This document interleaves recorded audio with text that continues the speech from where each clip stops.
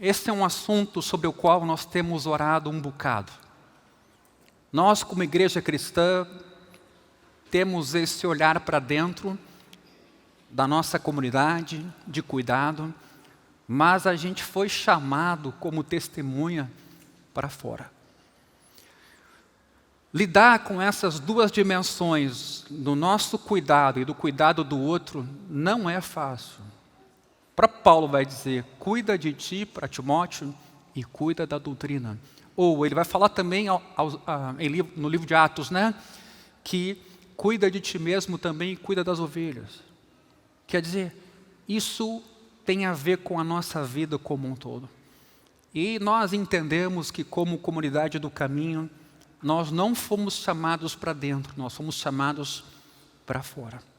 Eu queria que de coração você ponderasse a respeito disso. Eu sei que nem sempre as pessoas virão no dia que a gente estabelece.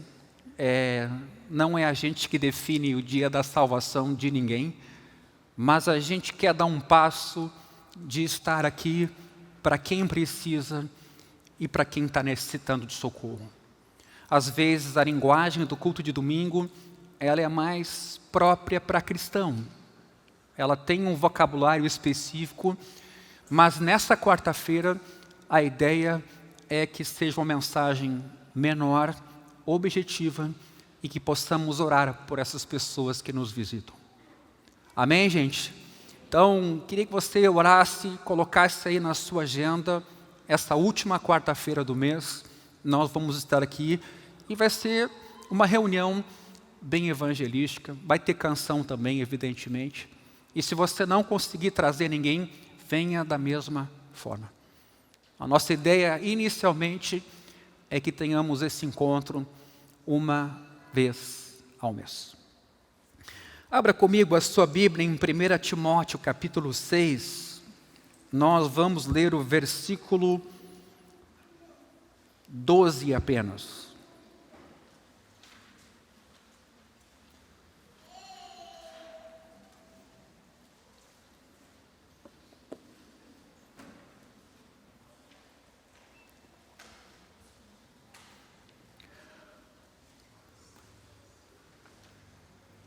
Primeira Timóteo, capítulo 6,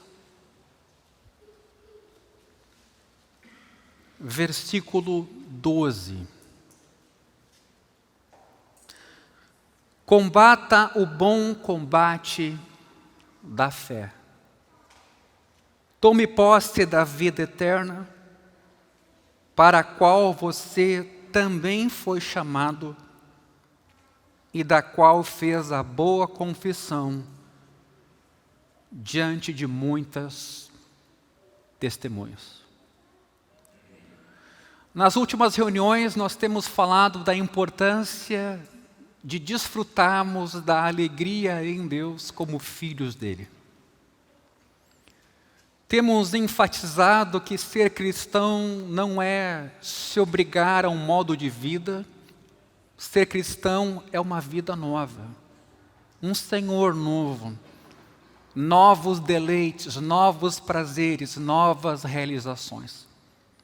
Se no passado nos bastávamos, quando Cristo se revelou a nós, descobrimos um tesouro maior.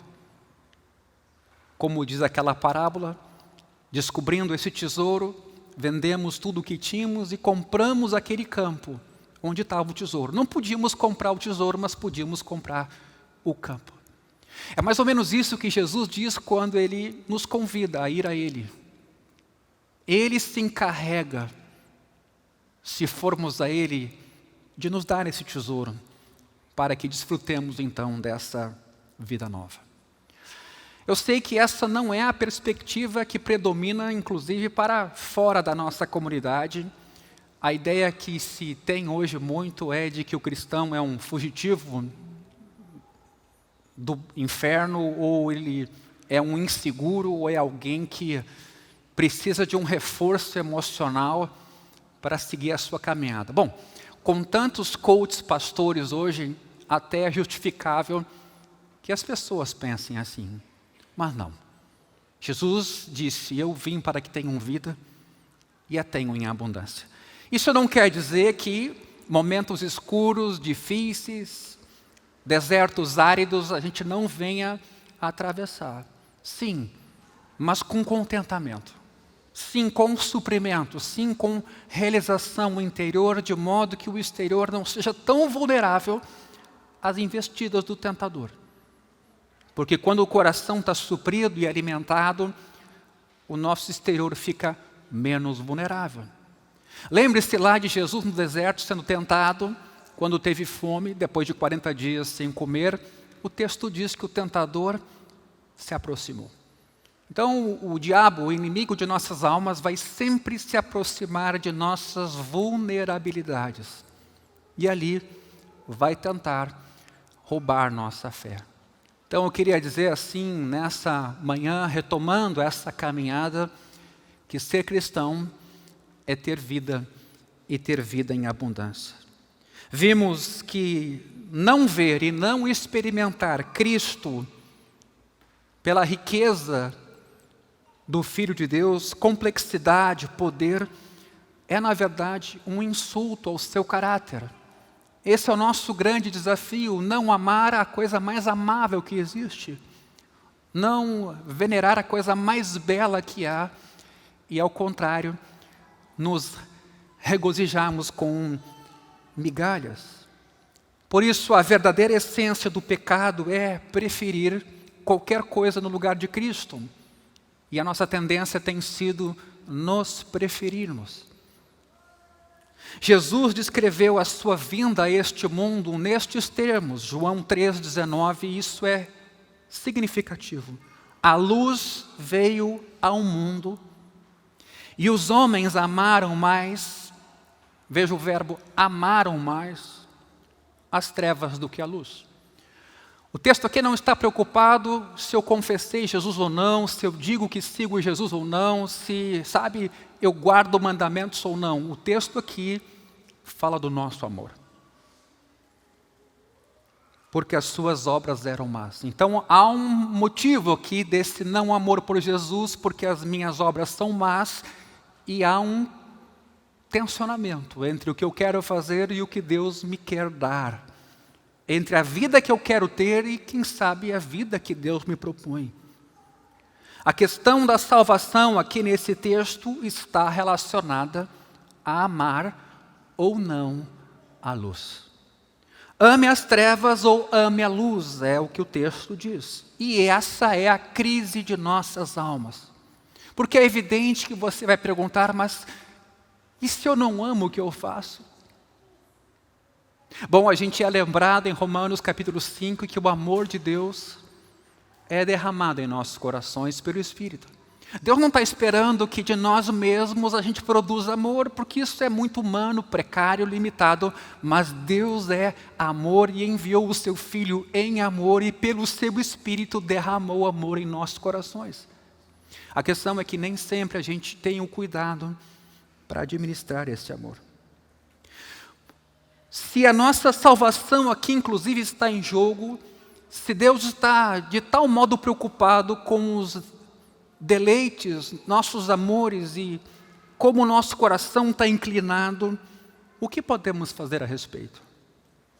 Vamos ver pela Escritura que é possível lutar para ter alegria em Deus. Fazer alguma coisa de modo que eu consiga desfrutar dessa realização plena em Deus. Isso até pode parecer estranho, eu sei, a gente contribuir. Mas quando vemos o que está em jogo, talvez nenhuma batalha será mais importante do que esta. A de amar Jesus e não amar o mundo. João também disse isso. Quem ama o mundo, o amor do Pai, nele não está.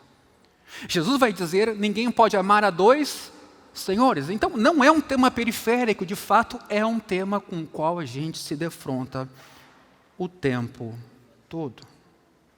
Amar Cristo, portanto, envolve deleite em sua pessoa. Sem esse amor, ninguém vai para o céu.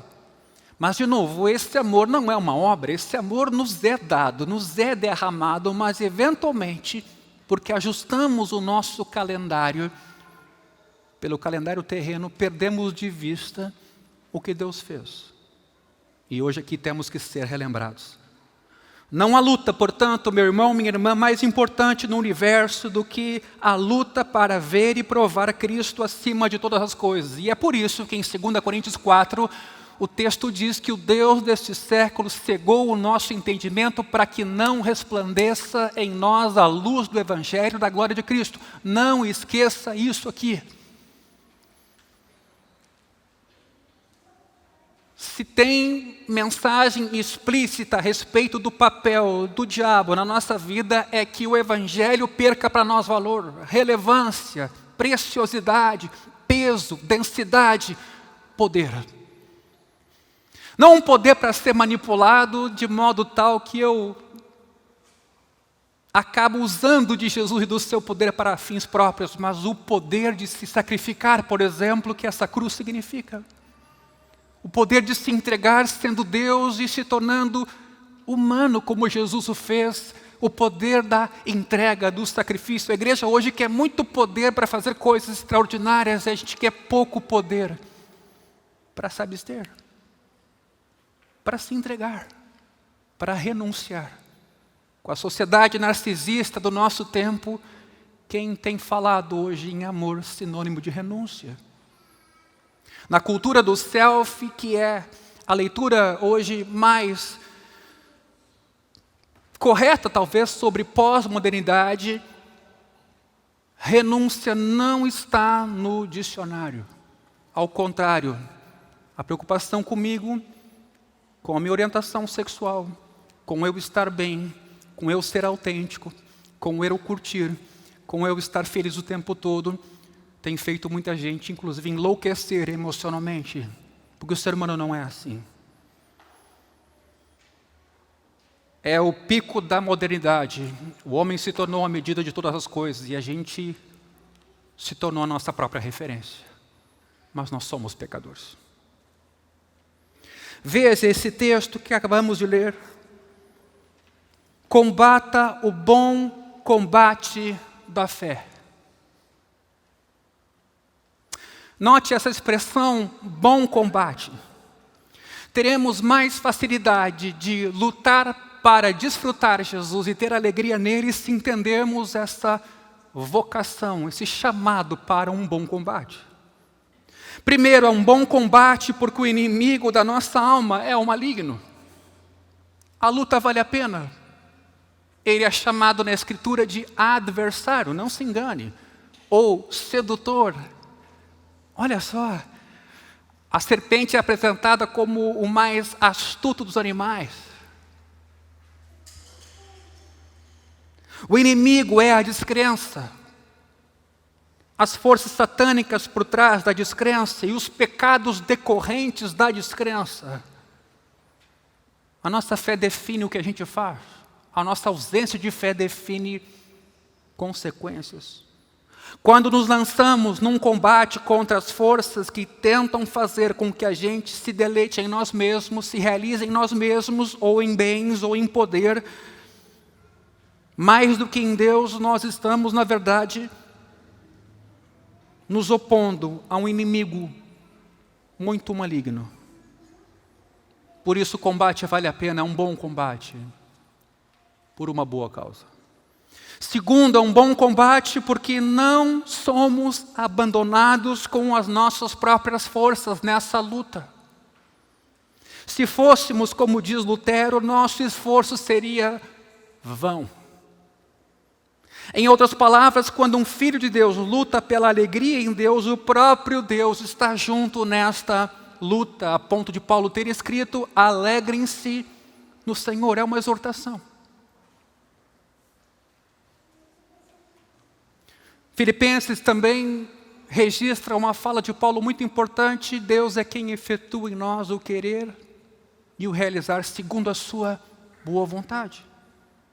Não somos abandonados à sorte ou à própria sorte para tentarmos reter essa alegria da fé. Deus luta por nós e em nós. Assim a luta pela fé é um bom combate. Veja o que diz esse texto. Terceiro, é um bom combate porque não é uma luta para carregarmos um fardo sobre nós. mas uma luta para que deixemos que esse fardo seja carregado para nós. Há pouco nós estávamos cantando uma canção nessa direção. A vida de alegria em Deus não é uma vida carregada de pesos, fardos, é uma vida aliviada deles. É uma luta para sermos livres de preocupações desnecessárias, como Jesus mesmo disse. Por que vocês se preocupam? Se o lírio do campo é vestido sem que trabalhe para tanto, se o pardal é alimentado sem que trabalhe para tanto. Jesus diz: olhem para esses seres criados.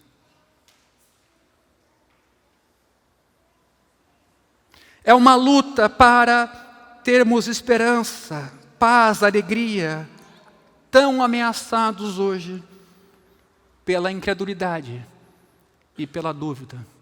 Por isso, muitas vezes, louvamos pouco.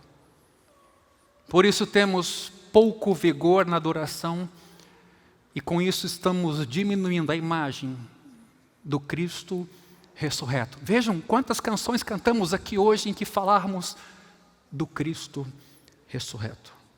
Quarto, o combate pela fé é bom porque, diferentemente da maioria das lutas, ele não envolve exaltação própria. Esse combate nos leva à humilhação. As lutas não são boas em sua maioria porque são uma tentativa arrogante de provar a nossa própria força à custa de alguém.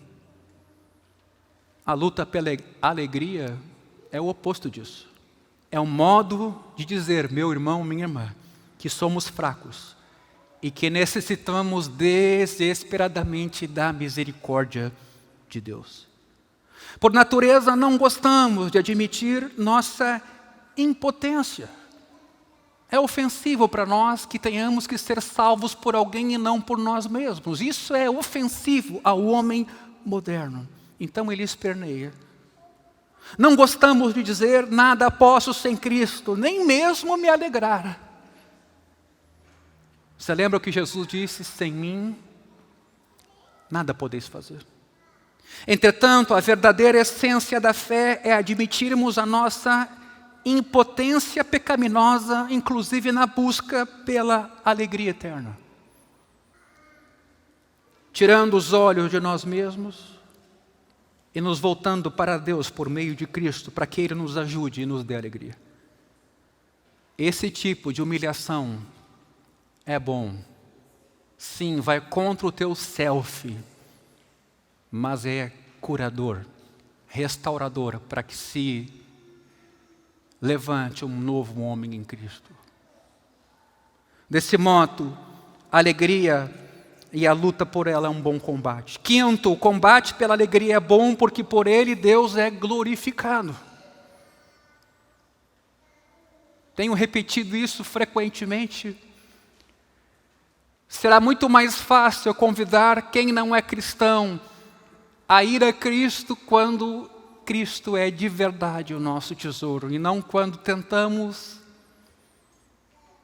fazer parecer que é. As pessoas percebem. Quando nos esforçamos para resistir ao poder idólatra de cada vontade, desejo e cada prazer que não seja o próprio Deus, Ele é exaltado como tesouro em nossa vida. Isso acontece no dia a dia. Por isso, talvez essa expressão, combata o bom combate da fé. Lutar contra todas as alegrias diferentes dessa de Cristo em nós, demonstra que conhecemos o valor infinito de Deus. Por isso a luta pela alegria é um bom combate. No fim de sua vida, na segunda carta de Timóteo, capítulo 4, versículo 7, veja o que Paulo diz já caminhando para o fim da sua vida. É a sua última carta. Combati o bom combate. Ele está falando agora que lutou. Completei a carreira. Guardei a fé. Permanecer na fé por toda a vida, meu irmão, é o resultado de combater o bom combate a vida inteira. E, repito, a não ser Jesus e uma ajuda dos teus irmãos, esse é um combate que você não pode terceirizar, que você não pode nele relaxar. Você precisa se apossar da vida eterna. Se a fé inclui pelo menos o gosto pela alegria na glória de Cristo, então esse combate que dura a vida toda vale a pena. Ele é um combate pela alegria. Eu vou dar um pequeno exemplo. A própria vinda ao culto de domingo, como dia do Senhor. Quem fez o curso aqui, Teologia e Vida Cristã, viu que nos mandamentos nós somos orientados a guardar o sábado, que é o sétimo dia. O sétimo dia é o dia de descanso. Os cristãos, por causa da ressurreição de Jesus, num domingo, transpuseram esse dia do Senhor para domingo. Quer dizer que agora então a lei e os mandamentos ficaram para trás e não valem mais em Cristo? Não, engano. A igreja cristã não congrega, não cultua no domingo à toa. O domingo é o primeiro dia da semana. Por ser o primeiro dia da semana, ele faz referência ao início da criação. Mas a palavra domingo vem de Domini, no latim, que significa do Senhor. Então, na verdade, o culto do domingo é a lembrança de que esse dia pertence a Deus, que esse dia está no calendário de Deus e é eu que tenho que ajustar a minha bússola terrena na perspectiva de quem é dono desse dia. O que fez a igreja cristã, ela demonizou quem guarda o sábado e ela não guardou nada. E o domingo virou dia de shopping center, de compras, de viagens, de passeios. Vejamos o que disse um pai da igreja a respeito deste assunto no século V, há muito tempo atrás, Eusébio de Alexandria. O santo dia do domingo é a comemoração do Salvador. Chama-se dominical porque ele é o Senhor dos dias. Com efeito, antes da paixão do Senhor, ele não se chamava domingo, mas apenas primeiro dia. Foi neste dia que o Senhor deu início à criação do mundo, e no mesmo dia deu ao mundo as primícias da ressurreição. Eis porque esse dia é o princípio de todo o bem, princípio da criação do mundo, princípio da ressurreição, porque a gente também vai ressuscitar. Jesus foi só o primeiro, princípio da semana. Então, se você não tiver cuidado de tomar posse da vida eterna e de fazer a tua bússola e o teu calendário ser ajustado com o calendário de Deus, você vai andar em outro calendário paralelo. E às vezes é isso que dificulta a comunhão entre os irmãos. Um tem um calendário, o outro tem outro. Quando nossos calendários se ajustam ao calendário de Deus, que é um calendário eterno, nós aprendemos a viver aqui na terra com mais sabedoria. Não foi o que o salmista disse? Senhor, me ensina a contar os dias para que eu tenha coração sábio. E escute, tempo não é só uma medida quantitativa, tempo é uma medida qualificativa. Um exemplo bem claro sobre isso é: você tem um casamento de um filho no próximo final de semana.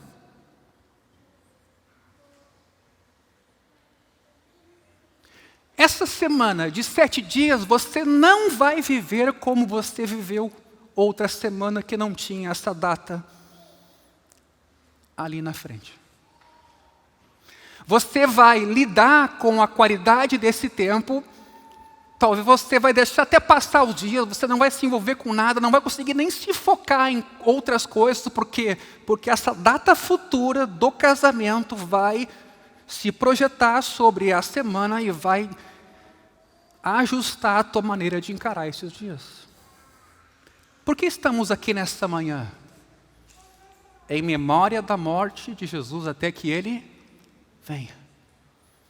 Nós aqui nesta manhã celebramos o que Jesus fez naquela cruz, mas com um outro olho nós estamos vislumbrando esse calendário celestial. Quando a gente se ausenta desses cultos, a tendência é que a gente comece a perder a configuração da nossa bússola e do nosso calendário. Eu acho engraçado, às vezes, eu converso com alguns irmãos, eles não estão inteirados minimamente da agenda da igreja. Você nota assim que eles estão com a cabeça em outro lugar. Isso é um sintoma. Isso é um sintoma. Todos nós temos compromissos, né? Todos nós temos que ser pai, empresário, ou trabalhador, ou autônomo. Todos nós temos casamento para cuidar, dívidas para pagar. Todos nós temos nossa vida. A pergunta é: por quem tua bússola está regulada? Não devemos nos surpreender por Paulo acreditar que todo o seu ministério era ajudar pessoas a terem alegria nele. Ele mostra isso em pelo menos 2 lugares. 2 Coríntios 1, 24. Veja o que diz esse texto. Não que tenhamos domínio sobre a fé que vocês têm, mas porque somos cooperadores da alegria de vocês. Veja que interessante isso. Desfazendo uma visão muitas vezes equivocada do que é a vida cristã. E às vezes porque a gente dá a entender que ela é uma vida penosa. O esforço de Paulo é para ser cooperador na nossa alegria. Note 2 coisas aqui. Uma é como a alegria e a fé são palavras intercambiáveis. Praticamente sinônimas aqui. Talvez a gente até esperasse que Paulo dissesse: cooperamos com vocês pela fé de vocês. Mas não, ele fala que trabalha pela alegria daqueles destinatários. É isso o que devemos fazer uns pelos outros todos os dias, meus irmãos. Um texto direto a respeito disso está em Hebreus capítulo 3, versículo 12 até o 14. Aliás, um texto que eu tenho citado com frequência por uma igreja que se entende igreja irresponsável pelo cuidado um do outro. Olha esse texto. Tenham cuidado, irmãos, para que nenhum de vocês tenha um coração mau e descrente, que se afaste do Deus vivo. Olha que expressão poderosa. Nós temos conosco um Deus vivo. Pelo contrário, para quem isso está sendo endereçado, meus irmãos? Para os pastores? Para os pastores? Para a igreja. Animem uns aos outros, reciprocidade, bilateralidade. Hoje a gente fez um pequeno exercício aqui, convidando vocês a cumprimentarem pessoas que não conhecem. Eu estive num lugar nesse final de semana, participando de um evento do Labri, que é um trabalho muito bonito de evangelização, com a fé cristã lidar com a cultura. E os líderes desse trabalho aqui no Sul me diziam que foram durante 3 meses a uma igreja, tentando congregar ali numa cidade específica. E durante 3 meses nesta igreja, eles entraram e saíram e não houve uma pessoa sequer que lhes cumprimentou. Uma igreja do tamanho dessa aqui. Eu queria enfatizar isso aqui porque eu estava ali como pastor e eu senti aquela dor. E eu acho que nós devemos ter feito isso também em algum momento. Por isso que a ideia de uma igreja institucionalizada, hierarquizada e não congregacional, família, povo de Deus assumindo o seu lugar como a gente canta, vai levar a essa decepção. Escute, deu a entender que o sermão era bom, deu a entender que o conteúdo do sermão era ótimo, mas para eles era importante que a igreja estivesse assimilando o conteúdo do sermão sendo família. E eles optaram por não ficar mais lá. Eles foram para uma outra igreja, cujo sermão era mais simples, mas eles se sentiram cuidados, percebidos. Será que em nossa comunidade você espera que o pastor ou um obreiro ou alguém da portaria, quando você nota um visitante, você espera que essas pessoas façam o que gentilmente nós podíamos fazer no trânsito, num condomínio, na rua? Bom dia, tudo bem? Como é que está? Quando você passa por alguém caminhando na rua, sabe aqueles dias mais cedo, talvez de manhã, domingo, não tem ninguém mais, e passa alguém, você dá bom dia ou você segue o seu caminho? Esses dias eu e a Carolina estávamos num lugar, só tinha eu, ela e uma pessoa. Um lugar assim de campo. O cara estava fazendo atividade física. Passamos, olhamos, cumprimentamos. Ele nem olhou. Só que era na volta de um lago. Demos a nova volta. Passamos de novo por ele. Seguiu em frente. Como é que está a nossa vida em termos de relacionamento? Nós nos desumanizamos. Nós nos separamos, nós nos tornamos pessoas obcecadas por nós mesmos. E suportamos os demais. Então, quando eu ouvi esse casal, eu senti na hora assim, isso é para mim. Isso é para a nossa comunidade. Isso é para nós. Nós temos um bom grupo aqui. Nós podíamos até ser importunadores dos visitantes, porque talvez eles seriam cumprimentados por dezenas de pessoas. Às vezes por ninguém. Por ninguém. Animem uns aos outros. Quando? No domingo? O que está escrito aqui? Animem uns aos outros quando? No domingo? Não. Todos os dias. Porque todos os dias são de Deus. Durante o tempo que se chama hoje, a fim de que nenhum de vocês seja endurecido pelo engano do pecado. Nós precisamos disso. Que alguém ore por nós, que alguém nos anime, que alguém nos procure, que alguém se interesse por nós, que alguém poste alguma coisa num grupo, por exemplo, quando ele é um grupo coletivo, tudo bem com alguém, alguém com pedido de oração, alguém com necessidade, e muitas vezes é silêncio. Silêncio. Indiferença. Cada um tocando a sua vida, isso não tem nada de cristão. Nós precisamos pedir perdão nesse particular. Às vezes alguém posta algum pedido de oração, uma coisa muito delicada, num grupo de 40 pessoas, alguém se manifesta. Uma pessoa.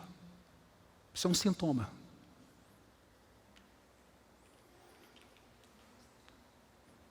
E olha a justificativa que o texto dá para isso. Porque temos nos tornado participantes de Cristo se de fato guardamos firme. Há uma luta aqui. Até o fim, a confiança que desde o princípio tivemos. Você talvez possa até não estar com vontade de vir a um domingo ou uma reunião de jovens, mas ficar em casa não será melhor. Não será.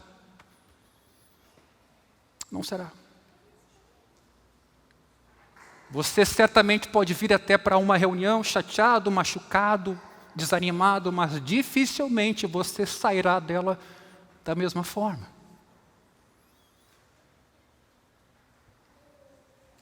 Veja, Paulo cooperava com a alegria dos seus irmãos. Você já se viu como alguém, instrumento de cooperação para animar o outro? Você tem se colocado à disposição para isso? Você não tem que ser perfeito, mega espiritual, profeta. Você tem que ser um cristão apenas que renuncia a si mesmo. É que isso ficou pouco hoje no mundo evangélico. Grande hoje é aquele que tem a canela de fogo. Desculpe o linguajar aqui, é uma linguagem bem própria desse movimento pentecostal, mais carismático. Mas, às vezes, o grande para nós é o pequeno para Jesus e o pequeno para nós é o grande para Jesus. Renúncia. Entrega. Preocupar-se com. Dá trabalho manter a alegria em Deus. Eu queria destacar isso para ninguém ser um romântico da fé. Sabe o sentimentalista?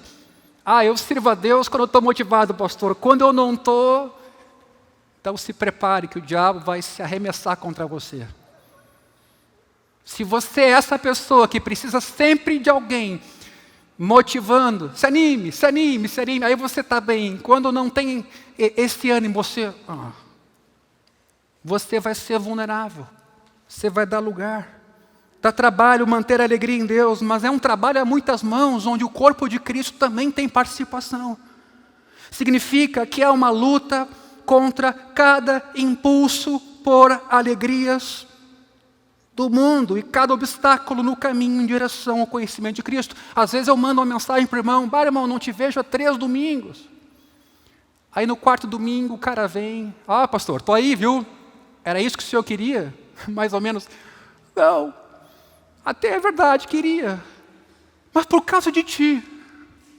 Por causa de ti mesmo. Porque isso é bom para ti, para o teu relógio celestial, para a tua vida.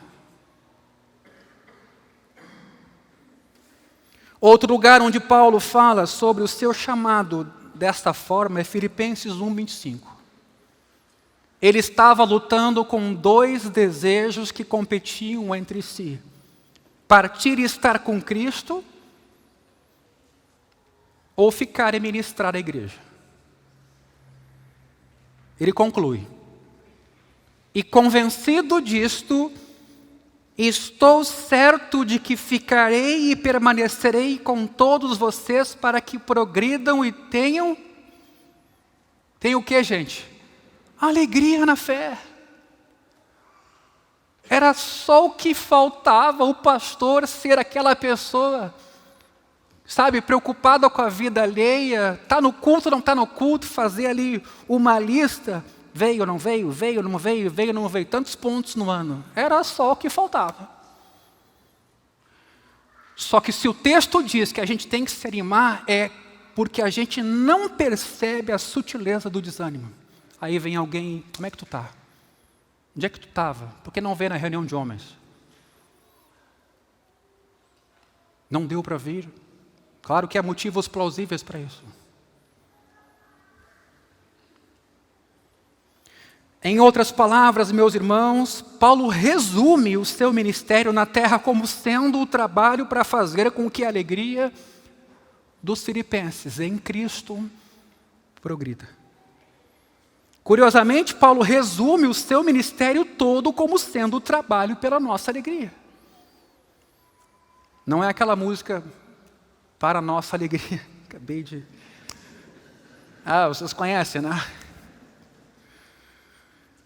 Não devemos, meus irmãos, retroceder diante do trabalho para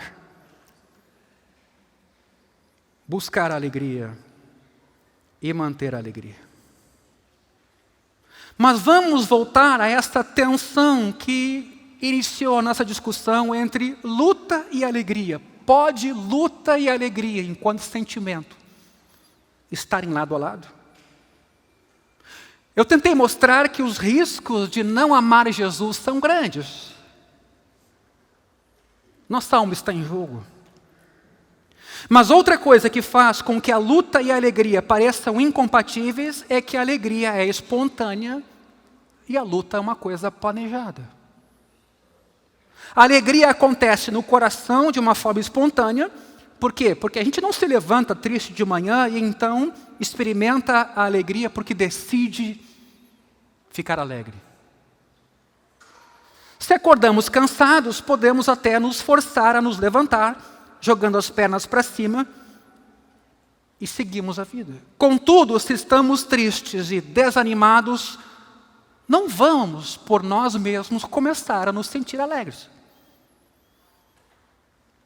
E até tenham cuidado quando você quer se motivar para estar alegre, dizendo assim,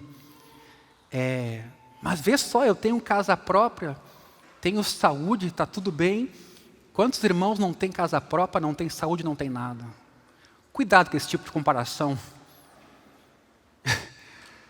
Isso aí não faz de Deus um Deus bom. E é muito comum isso. Do tipo assim, podia estar muito pior, então, eu sou lembrado de que Deus é bom. Não, pode estar tudo arruinado e Deus continua sendo bom. E a gente às vezes tem essa comparação que é bastante complicada. Ou seja, a alegria não depende do poder da vontade ou de movimentos físicos. Como então a intencionalidade da luta se relaciona com o espontâneo da alegria? Como é que o fato da alegria ser um presente de Deus se relaciona com a nossa responsabilidade de lutar por ela, de preservá-la? Uma das razões por que experimentamos a alegria em Deus como algo espontâneo é que ela é um presente, uma dádiva. Ela é derramada. Uma das razões por que devemos lutar por ela é porque somos responsáveis por obter essa alegria, desfrutar dela. Sendo assim, as perguntas são as mesmas. Como lutamos por algo que é espontâneo? Preste bem atenção nisso nessa manhã. E o que podemos fazer para obter um presente que nada nos custou? Primeiro, e concluo por aqui em 3 argumentos. Aceitamos a verdade de que não somente nossa alegria em Deus, como também a luta pela alegria é uma dádiva. Repito, não só o amor é derramado gratuitamente, mas a própria luta nossa, o nosso engajamento também é uma dádiva de Deus. Deus opera em nós, nos capacitando para a luta, meus irmãos. Não para a passividade. Somos justificados pela fé somente por meio de Jesus, sim, mas isso não tem a ver com inatividade, omissão. Aceitar essa verdade de que também somos chamados, e Deus está conosco para lutar pela alegria, impede que pensemos que a alegria pela qual a gente luta é um feito nosso. A alegria persiste como dom e continua a ser espontânea, mesmo que nós estejamos envolvidos em preservá-la. A evidência desse fato pode ser destacada em 1 Coríntios 15, 10, um texto que inclusive a gente já trabalhou. Um texto fortíssimo. Mas pela graça de Deus sou o que sou. E a sua graça que me foi concedida não se tornou vã. Pelo contrário, trabalhei muito mais do que todos eles. Aí ele vai. Todavia, não eu, mas a graça de Deus comigo.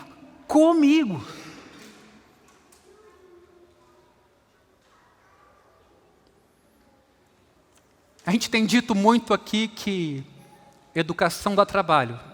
Educação que não dá trabalho, pode anotar aí, sem explicação nenhuma, sem rodapé. Educação que não dá trabalho não é educação. Estou assumindo essa frase como absoluta em qualquer contexto. Com convicção. Tenho muito cuidado de fazer frases dessa natureza. Educação que não dá trabalho não é educação. Então, se você quer ter filho para não ter trabalho, começou mal já. Quer ter uma escola para não ter trabalho, vai fazer outra coisa. Quer casar para não ter trabalho, case e tenha trabalho. Não tem alternativa. Porque esse trabalho vai trazer benefícios. Vai te ajudar. Veja, Paulo trabalhou, porém, ele diz, não eu, mas a graça de Deus comigo, junto comigo. Portanto, a luta pela alegria é nossa e somos responsáveis por ela. Não tem essa de, estou esperando Deus falar comigo, pastor. Enquanto Ele não falar, eu vou ficar em casa. Você já foi chamado a sair dessa passividade. Você já foi chamado a cuidar do que Deus te deu. Você já foi chamado a dar um passo ativo na busca da alegria. No entanto, tendo lutado pela alegria com toda a nossa força, dizemos como Paulo, não eu, mas a graça de Deus comigo. Veja o texto que eu citei agora há pouco, Filipenses 2, versículos 12 e 13, descreve a obra de Deus na minha vida, capacitando o trabalho cristão. Desenvolvam a sua salvação com temor e tremor, porque Deus é quem efetua em vocês o querer e o realizar segundo a sua boa vontade. Mas há um lugar meu, desenvolver. Eu quero dizer assim com muito amor nessa manhã, não invente desculpa para não buscar Jesus.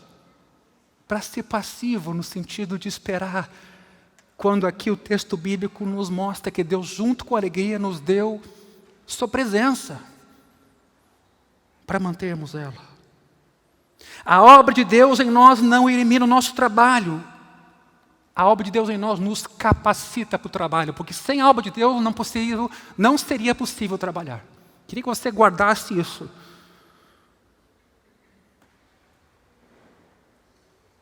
Trabalhamos porque Ele é quem está operando em nós. Sendo assim, a luta pela alegria é possível porque Deus está lutando por nós e por meio de nós.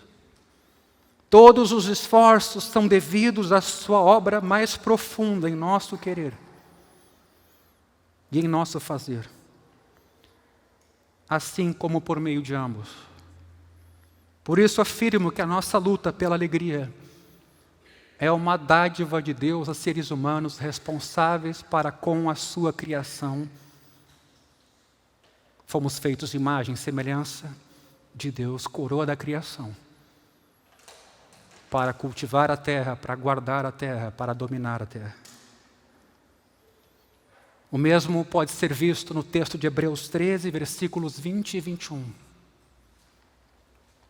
Ora, o Deus da paz que tornou a trazer dentre os mortos o nosso Senhor Jesus, o grande pastor das ovelhas, pelo sangue da eterna aliança, aperfeiçoe vocês em todo o bem, para que possam fazer a vontade dele. Que ele opere em nós o que é agradável diante dele, por meio de Jesus Cristo, a quem seja a glória para todo o sempre. Amém. Meus irmãos, Deus opera em nós aquilo que é agradável aos seus olhos. A luta pela alegria é devida à sua obra em nós. Depois de tudo, Paulo vai dizer em Romanos: não ousarei falar sobre coisa alguma, a não ser sobre aquelas que Cristo fez por mim, para conduzir os gentios à obediência. A dádiva da alegria permanece dádiva, continua sendo algo espontâneo, mesmo que lutemos por ela. Toda a nossa luta é uma obra de Deus, e quando uma obra de Deus causa alegria em nós, a alegria é uma dádiva. Agora atenção. Segundo argumento. Entendemos que a nossa luta pela alegria não força Deus a nos dar o dom da alegria, mas nos coloca num caminho onde Ele ordenou que as suas bênçãos passassem. Digo isso com cuidado para que não pareça que a alegria possa ser exigida de nossa parte para com Deus. A alegria é fruto do Espírito, que cresce na árvore da fé. Não é um salário que Deus deve pagar pelo nosso trabalho ou nossa luta. O fato de Deus nos dar alegria com frequência, e Ele faz isso, quando andamos em seus caminhos, não é garantia de que fará isso segundo nossos planos. Somos como agricultores. Aramos o campo, plantamos a semente, capinamos o mato, espantamos os pássaros invasores, mas a gente não consegue fazer com que a plantação cresça. Deus é quem faz, manda chuvas, o sol faz amadurecer a vida escondida na semente. Fazemos nossa parte, no entanto, nossa parte não força ou controla o processo.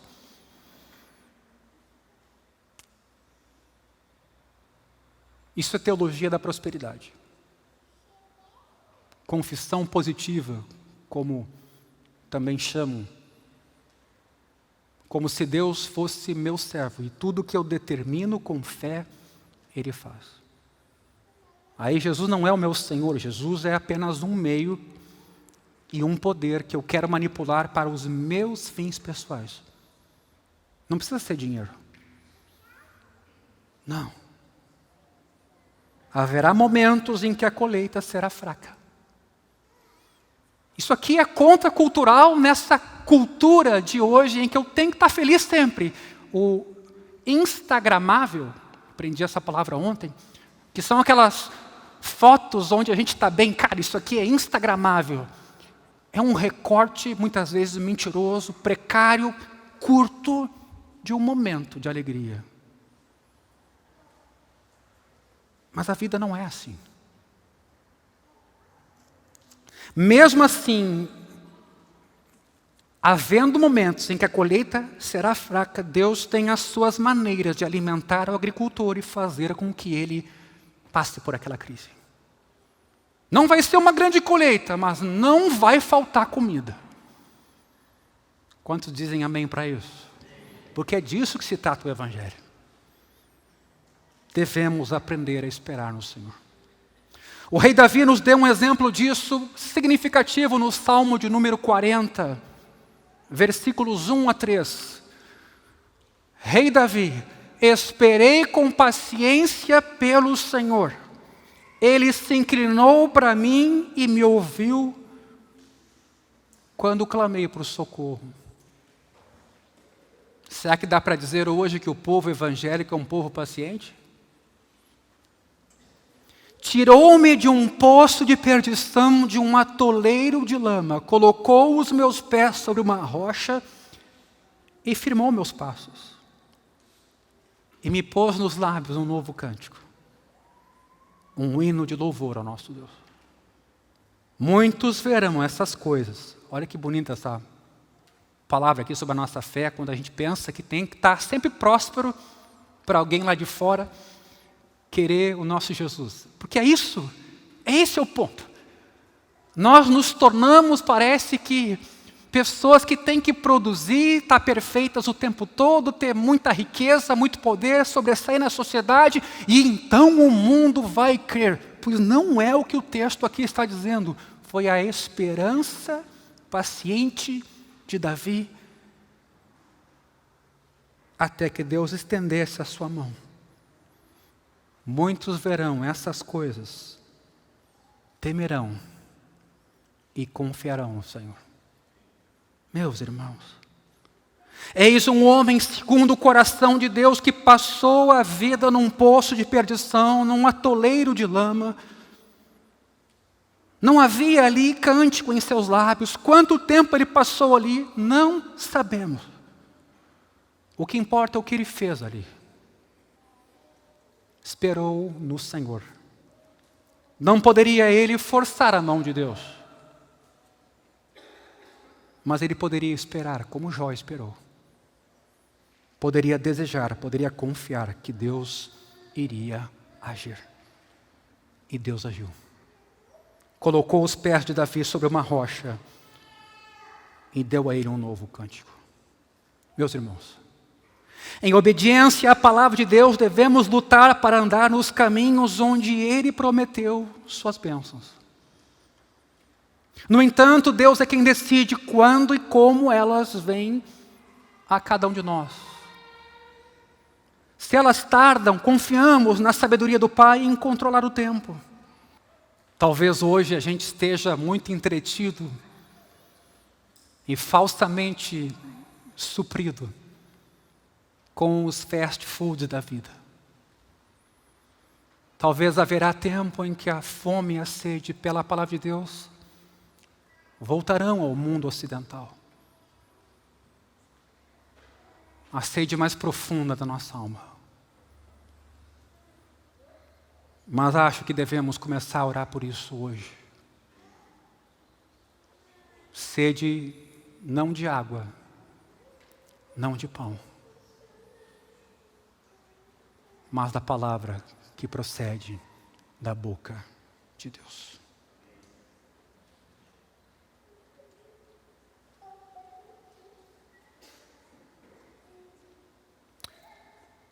É assim que a alegria vem. Jesus diz: aquele que tem os meus mandamentos e os guarda, é o que me ama. E aquele que me ama, será amado por meu Pai.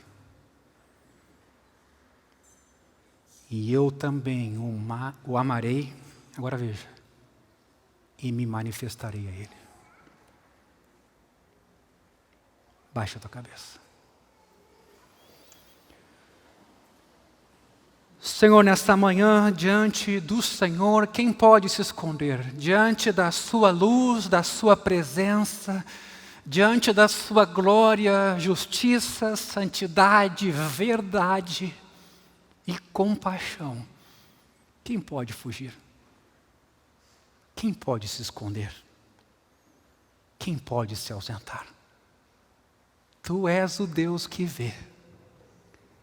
Mas não só isso, Tu és o Deus que se importa, que ama e que convida o Teu povo